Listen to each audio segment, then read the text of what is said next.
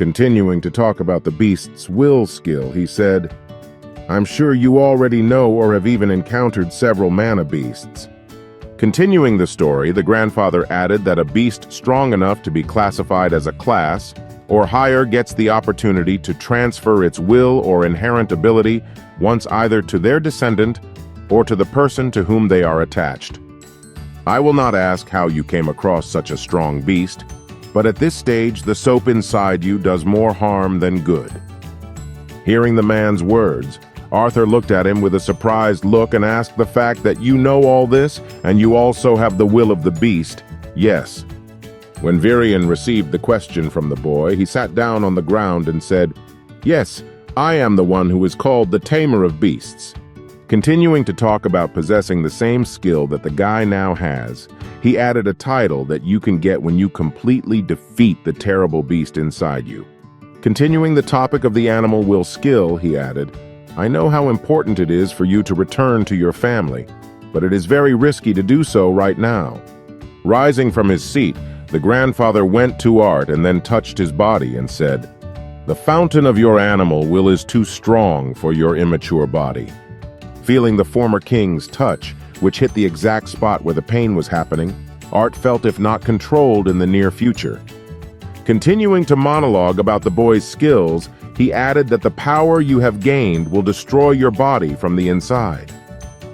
Sometime later, while in his room, Art said in his head while sleeping what this feeling of heaviness was pressing on my body. Continuing to feel some pressure on himself, he added in his head, "This monster embodies my anxieties, my waiting time assigned to me, haunt me even in my sleep." The next moment, waking up from the sudden pressure on him, the boy heard Tessia's voice waking him up, saying, "Good morning, Art, get up."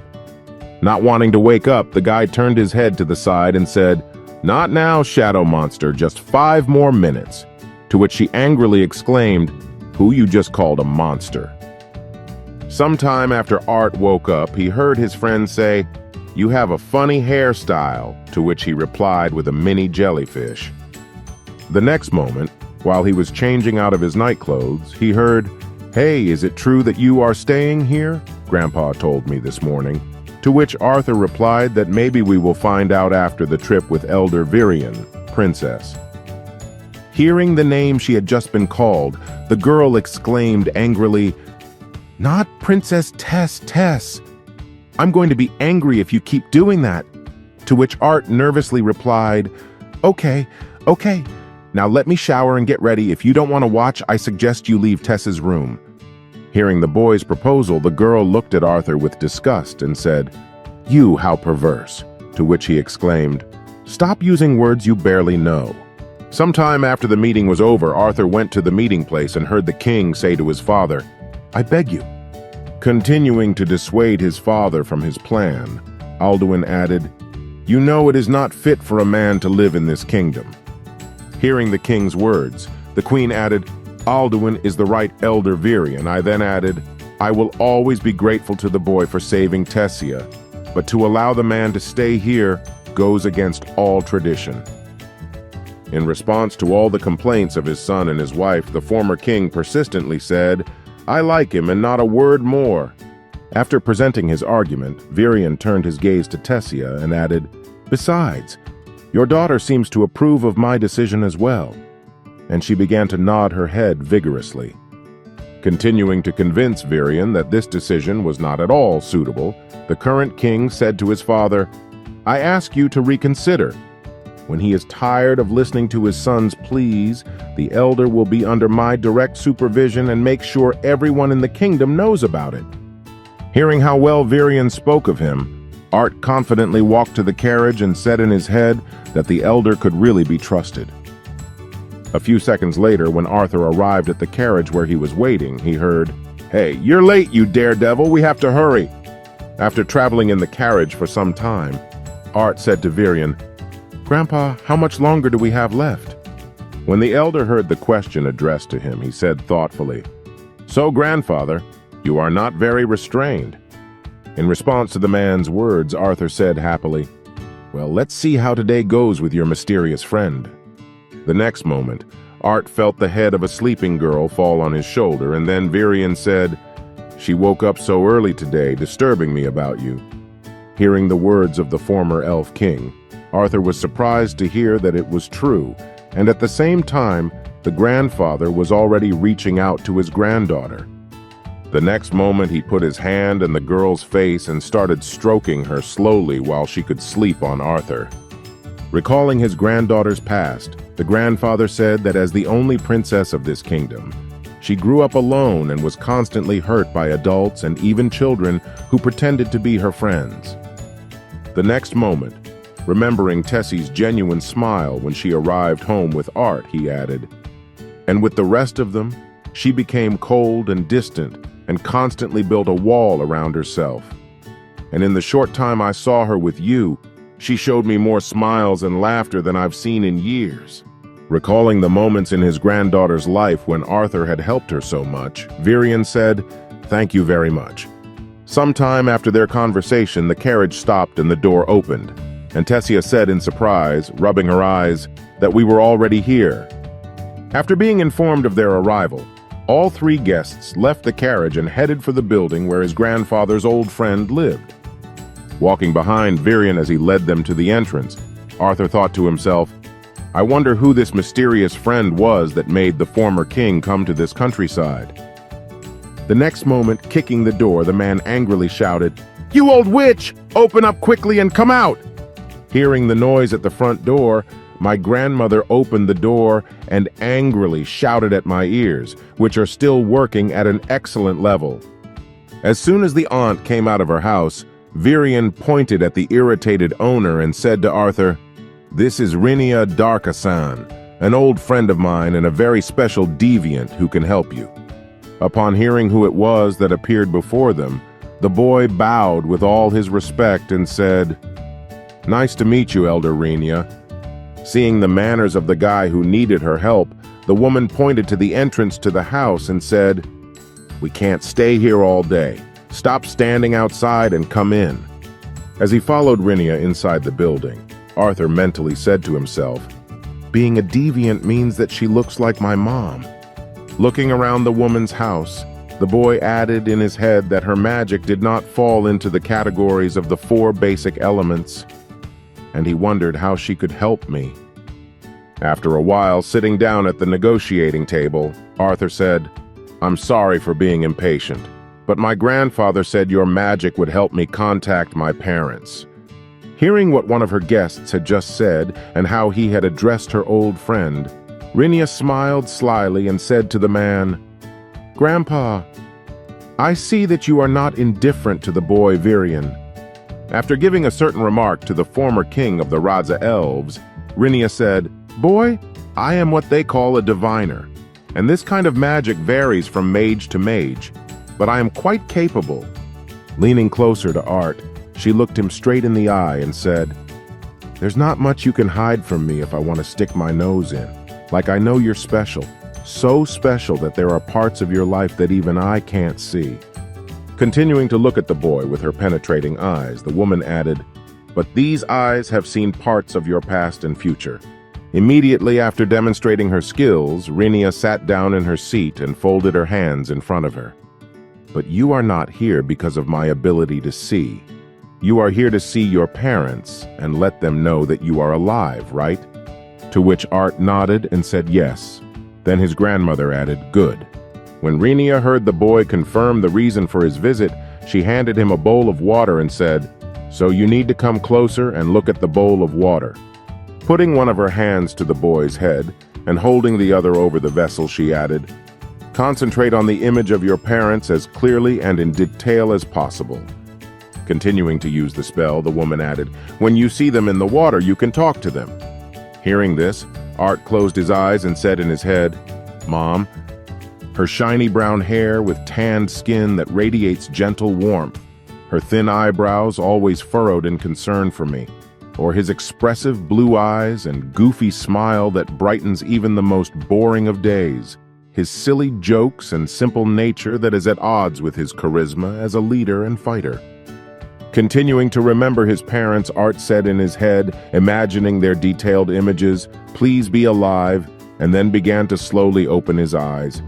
When he opened his eyes, He saw his mother in front of him, who was in the kitchen preparing lunch, and when she finished cooking, she said, "Come on."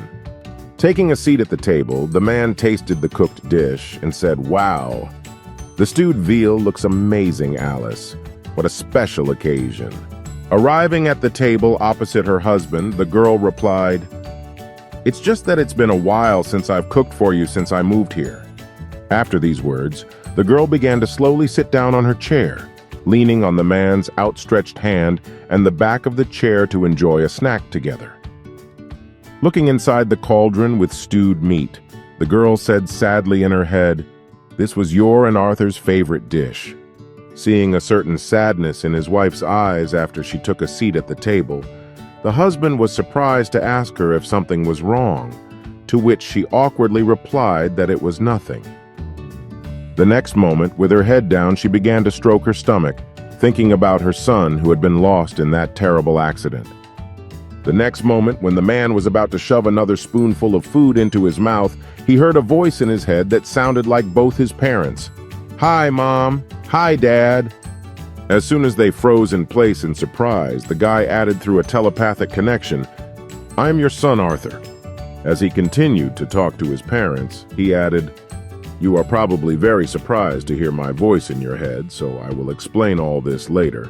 But now I just want you to know, I'm alive and I'm safe." And hearing this immediately brought back memories of the fight against the bandits when Art flew off a cliff with one of them. After this incident, having defeated the bandit leader, Reynold heard his wife's frightened scream, and now Art said in their heads, "I barely managed to survive the fall from the cliff. It should be a secret, but now I am in the kingdom of Eleanor with the elves at the moment after the fall." After learning what happened to his son, the father knelt down and shed tears and pointed to the cliff. After the battle was over, everyone returned to the cart, and at that time, the air mage girl was already trying to calm Alice down. Now, Art, watching these moments, added, "I know it was quite difficult for you." Watching the consequences of his fall from the cliff, he continued, "It was hard for me too, but I'm glad you're okay." Looking at the moment when they tried to save Alice from suicide and Reynold simply lost the meaning of life, Art added, "I hope you don't blame each other for what happened then. I am proud of what I did then, and if I could go back in time, I would definitely do the same thing again." Looking at the cliff from which their son and the bandit had fallen, the father looked down and did not say a word. Watching the past, Art said, "I would speak even if it meant that I might die." Being able to see how much his parents were broken by the grief after the incident, the boy confidently added, "I would like to come to you guys, but it will be a little difficult now." Looking at the life history of his parents after the divorce, he added, "I think I have some kind of disease that needs to be cured. Don't worry, I'm not in danger, but I still need to be cured of it before I want to go home." Upon arrival at their final destination, the comrades somehow managed to comfort a couple who had lost their son. "I'm not sure when I'll be able to reach out like this next time." As he continues to watch his parents' lives go on, who have bought a new house in a new city, he adds that there is also a wizard who is as deviant as you are, Mom. Watching the story of the progression of his parents' lives frame by frame, the boys spoke in their heads, "It's a way for you to hear my voice now." Seeing the spacious house his parents have now bought, Art added to his dad, "I will continue to practice magic and train in battles while I recover." Seeing that his father had even taken a high position when he moved, the boy confidently added, "You shouldn't be surprised if I can beat you in the next battle between us." Standing in front of the army of soldiers in the new city, Reynold bowed and introduced himself. While continuing his story, Art confidently added, "Until then." Seeing his parents' happy family and the little baby in Elisa's tummy, the boy said, "Take care of Mom and baby." Mom and Dad heard the voice of their son, who briefly told them about his current life, past, and plans for the future, and Alice could not hold back tears of happiness and looked at her husband and said, "Dear," in a tearful voice. Dropping the spoon from his hands and looking at his wife with teary eyes, Reynold spoke to the girl, who abruptly got up from her seat and walked toward him, at which she joyfully exclaimed, Art. Looking at his happy parents hugging each other and shedding tears of happiness, he added, "I love you both. Take care of yourselves until I return." After the emotional reunion and telling his parents that he was alive, Arthur saw their reaction and could not help but cry. After finishing his monologue with his parents, the boy said sternly, "Well, I'm ready now." Sometime later, after the communication with his parents was completed, Arthur, together with the princess and his mentor, returned to the palace where they were already met by the king and queen. Trying to enter the building, Art suddenly saw that he was stopped by a hand in front of him before he was to follow the others. The next moment he looked up to see King Alduin, who said awkwardly, "I think my years as king have made me a little old-fashioned and stubborn." Hearing these words from the king, Art felt the queen's hand fall on his shoulder, after which she gently said to him, "We are sorry for what happened. Please accept our apologies and consider this place yours." After Mariel Erelit's words, the rabbit extended his hand to Arthur and smiled joyfully, saying, "You are my daughter's savior and my father's very first student, so let me once again greet you properly." The next moment, the king of the elf kingdom stretched out his hand to the boy, and they shook hands, and Arthur said, "Thank you for your generosity." Hearing her father and friend talking, Tessia interrupted their conversation and exclaimed, "Listen, if you really feel sorry for Arthur, let us play outside. I want to show him the city." Having accepted his daughter's request, the king did not hesitate to agree, and after some time of waiting, the artist, sitting on the stairs at the entrance to the palace, heard the girl's voice, "I'm ready." Having cleaned up well before going for a walk around the city, the young princess happily added, "We can go for a walk with Arte." After some time, the pair of children found themselves in the city of elves. Tessia walked ahead of the boy, pulling him by the hand. Without missing a single shop, the girl showed him everything she had seen and told him about it, while Virion kept an eye on his granddaughter in disguise. While wandering around the city with his friend, Art accidentally bumped into a passerby's shoulder and said, "Oh, excuse me." In response to the words of the boy who accidentally bumped into her, the elven child said rudely, "I have human germs on me now." Art looked at the guy who was pointing a finger at him and said in his head, "I don't understand what the accusations and some ridiculous accusations are about." Continuing to mock Art, the elf added, "Only because Elder Virion is a little fond of you do you really think you should be here?" After which the other children shouted back, "Go back to where the monkey came from." Hearing the insults from the city children, Tessia took the boy by the hand and said, "Let's go, Art." While he himself, showing slight irritation, said in his head, "This is a frank cliché of a minor character. I don't want to mess with him." The next moment, continuing to try to humiliate the boy, the elf added, "Princess, while I applaud your kindness, being with this commoner is beneath you. Allow me to escort Ferret Evsar II to see you off." When Art heard the boy's name, he snatched his hand from Tessia's and pointed to the boy in front of him, and exclaimed in surprise that Ferret was Ferret Evsar. Succumbing to Art's sarcasm, the boy said haughtily, "So even you have heard of my genius. Of course you have heard of my recent awakening, because I am still so young." And then realizing some discrepancies, he exclaimed angrily, "Wait, what did you just call me, you uneducated fool?" Mocking the guy who was pretending to be an important person, Art added a very rude remark about the elf and the princess. Continuing to act out the scene in front of his audience, who could hardly contain their laughter, Art bowed and said, "I had no idea that I was standing next to such an inspiring genius. This beetle will not forget to show you the respect you deserve." Having had enough of mocking Ferret Evsar, the second person who decided to mock him, Arthur waved goodbye and said as he walked on with the girl, "Now please forgive us." Feeling deeply insulted after Arthur showed him the angry ferret, Evsar III exclaimed, "Wait, do you really think I didn't understand your sarcasm?" Hearing the words of the guy who stopped them before they went any further, Art looked back at himself and smiled slyly, saying in his head, "He's not as dumb as I thought." The next moment, pulling a piece of paper from his pocket and raising it above him, The boy shouted angrily for the honor of the house of Ivsar. Throwing the piece of paper to the ground, Firat Ivsar III confidently exclaimed, "I challenge you to a duel." The girls behind him nearly burst into laughter. When Art heard that he had been summoned to a duel for some nonsense, he was in complete shock and said in his head that it had nothing to do with honesty. Before he could finish his thought, Tessia stepped in front of him and put her hand over his and said, "How dare you duel with Elder Virian's apprentice? You may be of noble blood, but you should know your place, Faith." In response to the girl's remark, Firat Ivsar III smiled impudently and said, "I apologize, Princess, but my father taught me never to let anyone insult my honor." The next moment, pulling out his magic staff in Art's direction, the boy said, "Man, accept this duel or retreat with your primate tail between your legs. Just know that your decision will affect your mentor." Looking back at the astonished people who had already gathered around him, Art said in his head that the duel was really that serious. Continuing to provoke Arthur into a fight to humiliate him in front of everyone, Faith Ivsar III smiled slyly and said, "I will take your silence as a sign of agreement, Princess Tessia. Please judge this duel."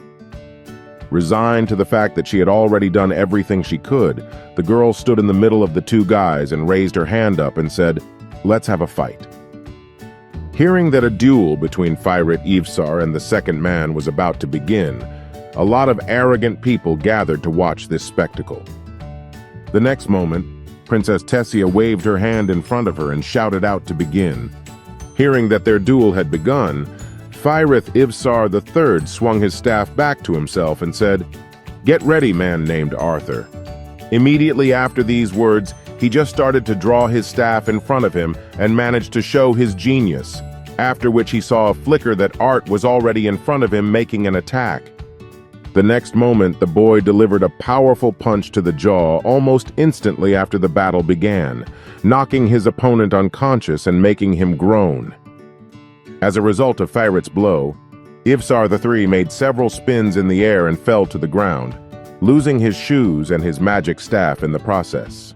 Looking at his hand in confusion after a short fight, Art said in surprise, and at the same time standing next to Art, Tess said in my head that it would be exactly like that.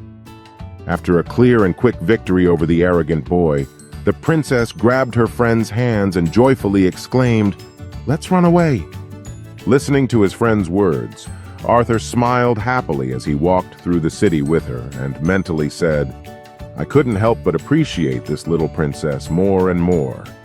Arriving at the library, where he began to look through the books while Tess waited for him outside the exit, Art added in his head, though the rest of the day was not as fun as the fight with Firat. After choosing the book he wanted to read and starting to study the new information, the boy added in his head, "It was refreshing and allowed me to get my mind off things." While at one of the sites, the girl decided to strike up a conversation and asked me if your training starts tomorrow, right? You're nervous. In response to the question, Art just looked at her and went into his thoughts without saying anything. He immediately began to recall a conversation with his mentor, who told him, "I don't know how you've been taught so far, but I assure you that my lessons will not be easy." Looking at his student, whom he had managed to recruit, Virian added confidently, even ignoring the pain from the core. Pointing his finger at the boy, the grandfather added the assimilation process used by animal tamers is often compared to immersing the body in boiling tar. You will be stuck here in a foreign country without the comfort of family. Continuing to warn him of the difficulty of his training, the elder said, "Even daily life will be difficult for you, but if you can withstand all these trials, then your reward will be enormous." After telling him everything that awaited him in the near future, Virian asked if he was ready for all this. The little shit, remembering the rum, Art stretched out his hand in front of him and said to his friend, "I'm excited." Grabbing one of the manna slices in front of him, he added, "I've come a long way to get to where I am now. Training, meeting my parents. I'm excited about all of this and more." Continuing to look around the city from the high point on the cliff where they climbed, Arthur confidently added, "I can't wait to see what the future holds." 3 long years have passed since then, and one morning, trying to wake up her friend, Tessia approached Arthur and said to him, seeing that he did not respond to her words, the girl grabbed his leg and squeezed it tightly, exclaiming that we were already late, after which he woke up abruptly in pain. Waking up with a shocking pain in his leg, Art exclaimed, "Stop! I give up." And after examining his leg after such a wake-up call, the guy said, "You really used mana to twist my ankle." Rubbing his injured leg after the princess's methods, Art said, offended, "Can't you find a gentler way to wake me up, Tess?" In response to Arthur's question, the girl replied in surprise, "Well, it's not my fault that you didn't want to wake up when I asked you politely." Immediately after, she put her hands to her sides and looked away to strike a good pose and added happily, "Besides, you should be grateful that a beautiful girl like me woke you up." In response to the girl's words, Art turned his head away and said, "There are quite a few pretty maids here." To which Tess angrily exclaimed, "You just said that." Going down the stairs with the boy, Tessia asked him offended, "So you think maids are pretty, right?" To which he replied awkwardly, "Please give me a break." Seeing his students coming down the stairs, Virian said, "You've been taking too long. Let's get you both ready for class." There are 4 basic elements, and their highest form, these highest elements are ice, gravity, lightning, and sound. They can only be guided by magicians who have gone beyond the limits of their own fundamental element. We call them deviants. Dwarves can only manipulate earth or fire, but like elves, they have a much higher affinity for the 2 elements. A trait that distinguishes them from all dwarves is that all dwarves can sculpt and bend metal, while talented dwarves can control fire and earth to the point where they can conjure and manipulate magma. Elves are limited to water, earth, and wind, but with a much higher bloodline than humans. In rare cases, elves can also be a special type of deviant with the ability to control plants, but elves are not capable of becoming mages who can manipulate the higher forms of water, wind, and earth.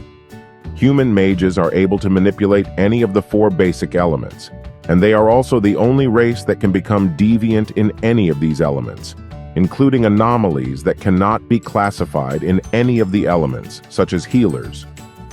Starting a conversation about healers, Arthur told us the basics and said there is a delicate balance of power between our 3 races.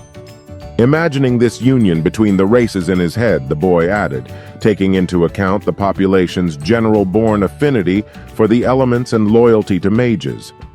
After giving a lecture on the differences between all the races, Arthur asked me if I had explained everything clearly enough. Thinking about the boy's question, the old man stuck his wooden sword into the ground and huffed thoughtfully. Sometime after the question was asked, Virian finished his thoughts and said, "I guess so," while Tessia, lying next to Art, was catching her breath after a workout.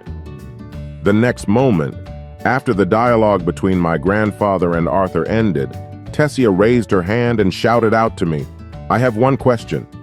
Drawing attention to herself, the girl said, "I know this whole assimilation process is meant to make Art's body ready to cope with his animal will, but wouldn't it be better for him to train his body physically using magic like I do?" When Art heard the girl's question, he looked at her and smiled, thinking, "I knew all this from my classes before, but the difference in race has really shown itself in these 3 years. While humans were considered talented if they awakened at a late age, it was not surprising that elven children awakened just after 10.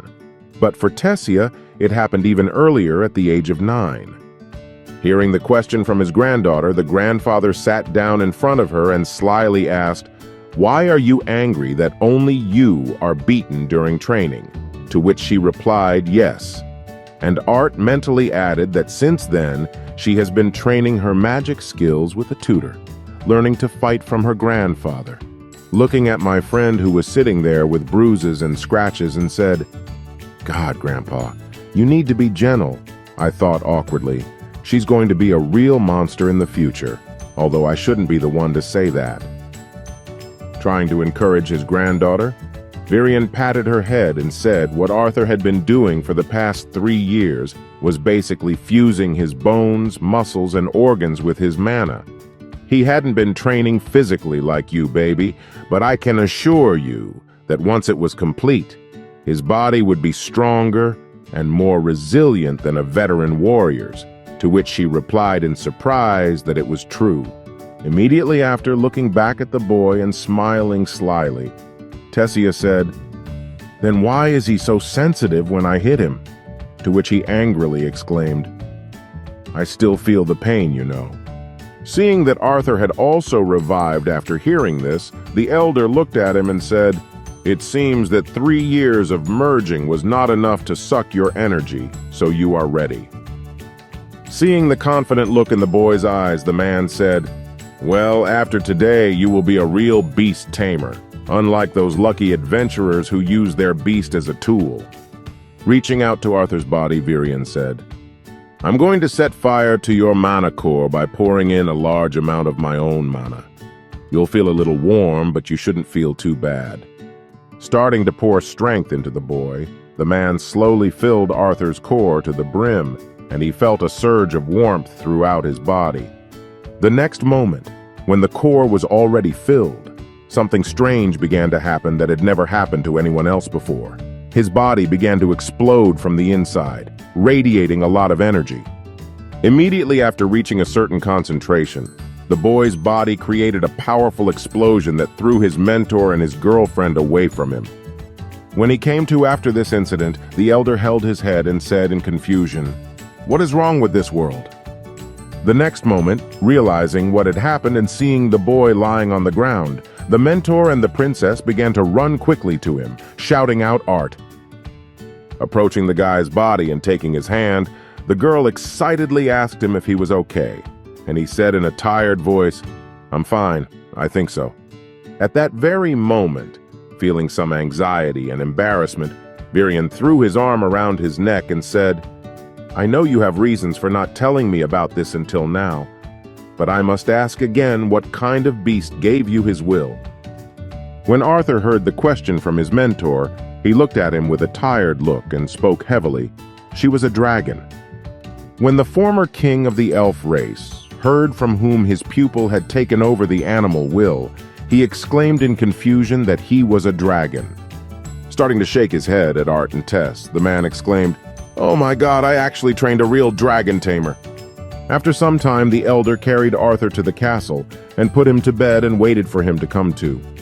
After a while, when Art woke up, he asked, "Well, how do you feel now?" In response to his mentor's question, Art put his hand to his forehead and said, "I think I should ask you about this. The last thing I remember before I lost consciousness was you going crazy." And he coughed and said, "I'm calming down." Continuing to lie in bed after losing consciousness from the awakening of the beast's will, Art looked up at the ceiling and said, "Well, I can trust you guys to keep this a secret, right? Even after I leave." When he heard Arthur's question, his mentor confidently replied, "Of course we will. And by the way, about your intention to leave us." Mentioning this topic, Virian said that the information about your departure was established only 4 months later. Upon hearing this, Art exclaimed in confusion, "Are you serious? I thought it would be no earlier than 4 years later." Then, looking behind him, the elder spoke an interracial tournament between the youth of the 3 kingdoms that had been in the works was finally confirmed. The portals to Zaris and Sapin would be open to both kingdoms of Eleanor during this time. After a short period of joy, Art suddenly calmed down and said, "Why isn't Tess here? You can tell me." In response to the boy's question, the man put his hand on his shoulder and said, "Don't worry about Tess. I know you've been checking on them for the past few years through Rinia, but you'll finally get to see them in person." When Art heard this, he said thoughtfully, "Yeah, 4 months is a long time, isn't it?" After listening to the boy's words, Virian put his hand on Art's head and began to stroke him, saying, "I wish these 4 months would end sooner, kid. Now that you've graduated, it will be even harder." After the dialogue with his disciple was over, the elder headed for the exit and said, "Get some rest, and I'll carefully pass this on to Tess." A few seconds later, when Arthur found himself alone in the restroom, he said thoughtfully, "So 4 months left like this. Immediately after he said that, he heard a strange noise coming from the side of the couch, an object that Sylvia had handed him that had just fallen to the ground. After the fall, it began to crack. Hearing this strange and scary sound at the same time, the boy was frightened and exclaimed what had broken. Continuing to stare at the object that he had received as a memento of his former girlfriend, Arthur mentally said to himself, "Sylvia's stone cracked." While listening to his friend crack an object, Art accidentally saw an eye emerge from it and was frightened to think that Sylvia's stone was an egg all along. After the eye appeared, the testicle shell began to slowly crumble, after which a tail appeared, and then it broke in half and a dragon came out of it, then waved its head and yawned sweetly. Approaching the newly hatched animal and taking it in his hands, Art tilted his head to one side and the animal repeated after him. Then he tilted it to the other side and the animal repeated. Seeing that he was imitating his movements, Art thoughtfully said, "You're a dragon, right?" And he happily exclaimed, "I am." Immediately after the joyful greeting, the little dragon escaped from Art's hands and bit him on the arm, taking him by surprise and scaring him. After the first bite, Art dropped the animal from his hands and clutched the wound, which was hissing and smoking. After the pain went away, Art stretched out his hand in front of him and saw a strange mark on his arm. The next moment, the boy heard a strange voice in his head saying, "Mom," and then a dragon jumped on him without realizing what it was. Art, looking around, said in confusion, "What the hell?" Feeling some movements on his feet, the boy looked down at the dragon, who cackled again, and then he heard a voice in his head, "Mom." Not realizing where these strange voices were coming from, Art held his head and nervously wondered who they were. Realizing that the dragon was talking to him, Art climbed back onto the bed where he had followed him and said, He can communicate with me telepathically." The next moment, Arthur looked at his pet, who was lying next to him, and said, "You're a boy, so call me Dad at least," to which the latter telepathically replied. Continuing to admire his little dragon, Arthur, lying on the bed, said, "I think I'm going to name you Sylvie after your mother." When she heard her name, the dragon happily shouted something similar to her name, after which the guy happily asked her if she liked it that way. Feeling something strange in his body, the guy opened his eyes and looked at Sylvie in surprise and exclaimed, "Wait, you really liked it. I felt it." Pulling the dragon closer to him and looking at the mark he had left, Arthur said in his head, "This sign is not as simple as it seems. I feel like this thing connects me to the little dragon." Tired of the many events that had happened to him, Art closed his eyes and said in his head, "I'm 8 years old and I already have a tattoo and I'm a father and I'm really a rebel." After he finished his thoughts, he didn't even notice how he fell deeply and sweetly asleep in bed with his baby. At some point, Arthur, enjoying a sweet dream, heard a loud scream in his head and abruptly jumped out of bed and exclaimed in a sleepy voice, "Who's there?"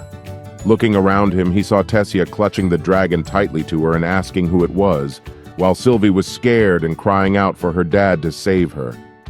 Realizing that there was no danger, Art went back to sleep and threw a blanket over himself and returned to my beautiful bed, while the dragon continued to make noise, begging for rescue. The next morning, while walking with the girl and Sylvie on his head, Art heard Tessie say, "So you can communicate with her telepathically like that?" Trying to somehow win the dragon's favor, the princess excitedly added, "You're so lucky. Maybe if I could communicate with her, she would like me too." To which Art replied, "If you stop looking at her like a predator, she'll like you." Arriving at the exit where the teacher was waiting for them, Tessia exclaimed joyfully, "Grandpa, just look at Arthur's new student." Hearing her granddaughter's words, Virian looked at Art and noticed the dragon on his head and exclaimed in confusion. Feeling that his stress had not left him lately, my grandfather leaned on the nearest wall and said, "I will die sooner if I continue to be so surprised." After Virian's heart let go, Arthur explained to him what had happened and where Sylvie came from, and then learned that creatures like Sylvie usually hatch only in the presence of their relatives. Of course, we tried to understand why it was able to hatch in front of me, but the only reason we could think of was that yesterday I fully activated Sylvia's will. After the training, Art asked his mentor, "Do you think I'll have to bury her when I get back? Most people won't know she's such a powerful creature." And the mentor replied, "You'll be fine. Just pretend she's a rare animal."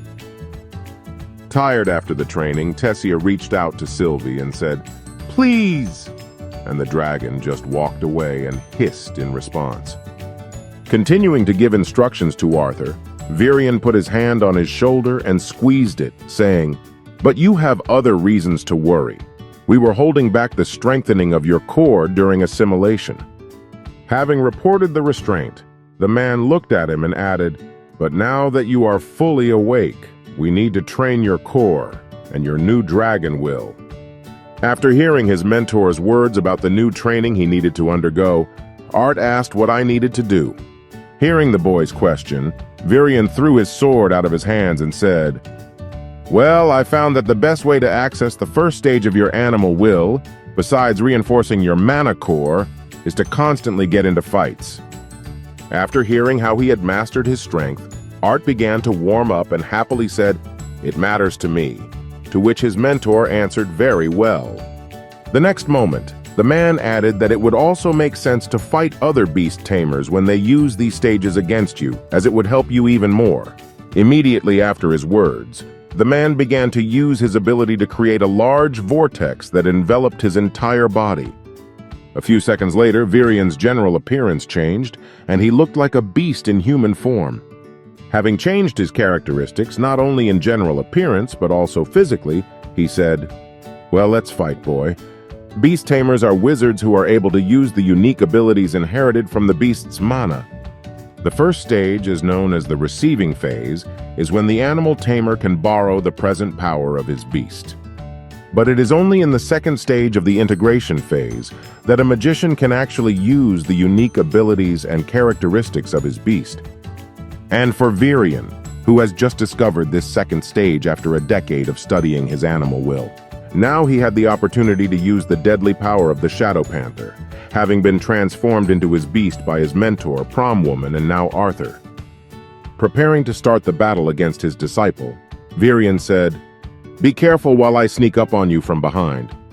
Hearing his teacher's words, Art put a block in front of his chest and said in his head, "Oh shit, he said he could be behind me after he warned me." After completing his thoughts, the guy immediately focused his attention on his opponent, who was standing in front of him. But in an instant, he suddenly disappeared. The next moment, he felt someone put a hand on his shoulder right behind him, and he was confused and spoke quickly in his head. Realizing that he could not stand up to this opponent, the guy raised his hands and said, "I give up. I can't even react to your speed in this uniform, and frankly, it's shocking." When the man heard the boy's words, he smiled happily and, dispelling his second-degree skills, said, "I thought so." Having defeated his pupil, Virion said, "However, even this form has its drawbacks. Using the fusion stage is still a bit out of my league."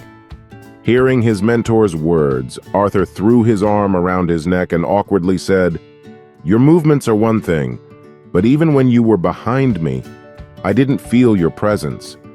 After receiving some remarks from his student, the man picked up his wooden sword from the ground and said thoughtfully, Shadow Panthers are able to instinctively manipulate wind and sound to achieve this effect."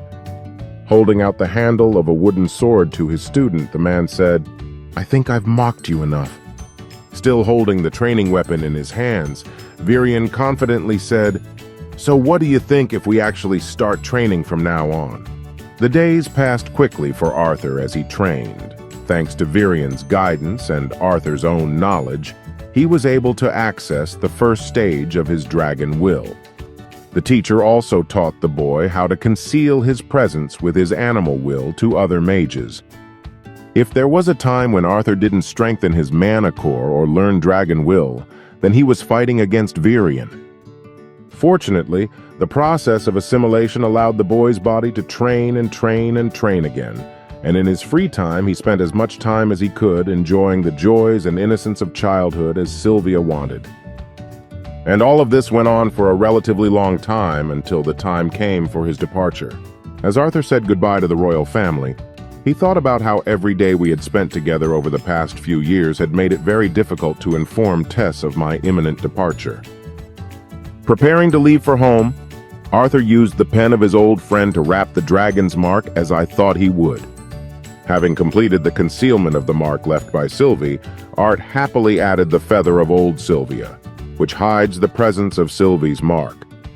The next moment, Virion put his hand on the boy's head and began to stroke him. "Well, it's time to go, Arthur. Your crew is waiting for you." As soon as the boy wanted to leave, the teacher stopped him and held out a watch on a chain and said, "Take this too." Passing the object into the hands of his student, he added that it was decorated with the coat of arms of the House of Aralit and would help him navigate the forest. Immediately after thanking him, he leaned over the guy and added, "Or you can always just find another princess to go back to." When Tessia heard her grandfather giving advice to Arthur, she grabbed him by the beard and pulled him toward her and exclaimed to her grandfather, "Oh, it hurts. It was just a joke, baby, just a joke." As Virion stepped back into the background, rubbing his beard, Arthur held out his arms in front of him and said, "I will see you again soon while your grandfather trains you. I hope you will be stronger than me the next time we meet."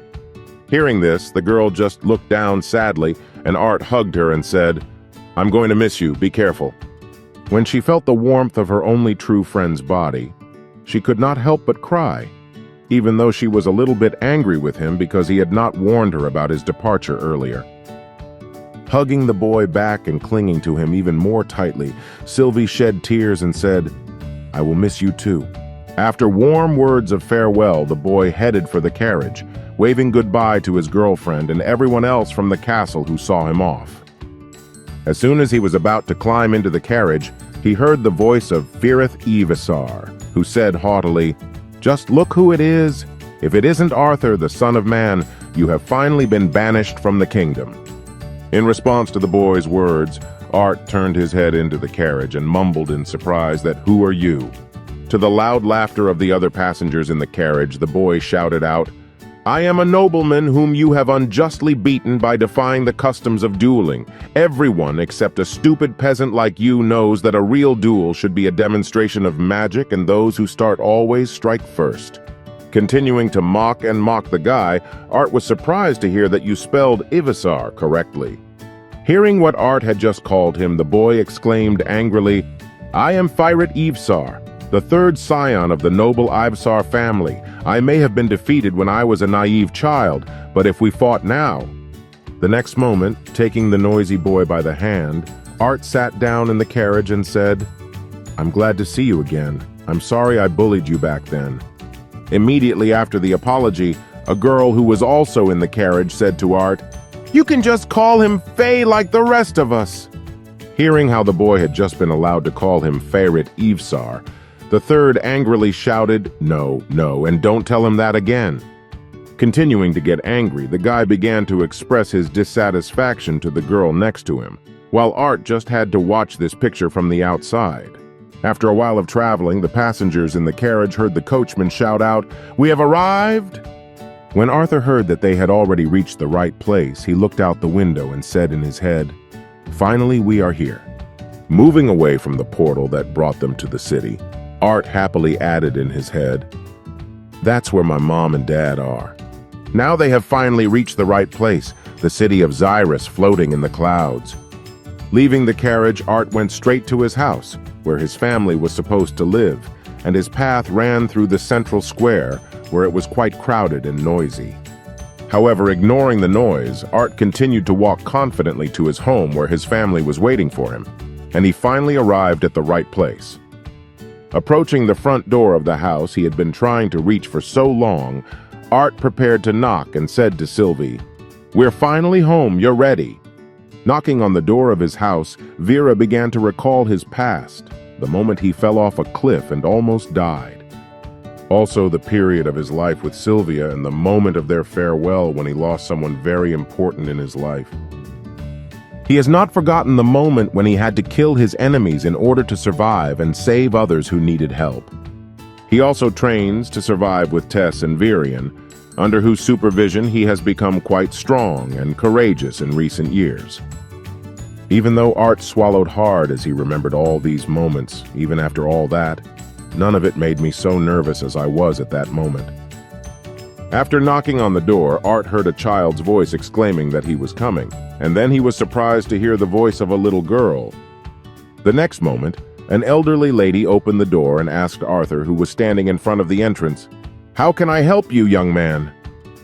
Upon hearing the question, the guy bowed and said, "Nice to meet you. My name is Arthur Levin, and I was told that my family currently lives in this estate." Upon hearing the name, the maid exclaimed, "Levin." After the elderly lady's loud exclamations, a little girl peeked out from behind her dress and asked who it was. Before she could finish, Alice's voice was heard running toward the exit with a plate in her hands, exclaiming, "Eleanor Lavin, where are you?" Continuing to watch her daughter, she added that I said to greet everyone who knocks, but she said it when she noticed Arthur standing at the door, and then froze in place and dropped the plate in surprise and added it to the door. Hearing the name of the girl who had just been named, Art felt that tears were about to flow from him and asked, "So, Eleanor Lavin is my sister?" Unable to hold back his tears, the boy closed his eyes and began to wipe the tears that poured from his eyes and said with a gentle smile, "Wait, now is not the time for this." Unable to stop his tears, the boy, smiling joyfully, said to the woman standing in front of him, "Hi, Mom, I'm home." Seeing her son, who had not been home for several years, Alice ran to Art and hugged him tightly.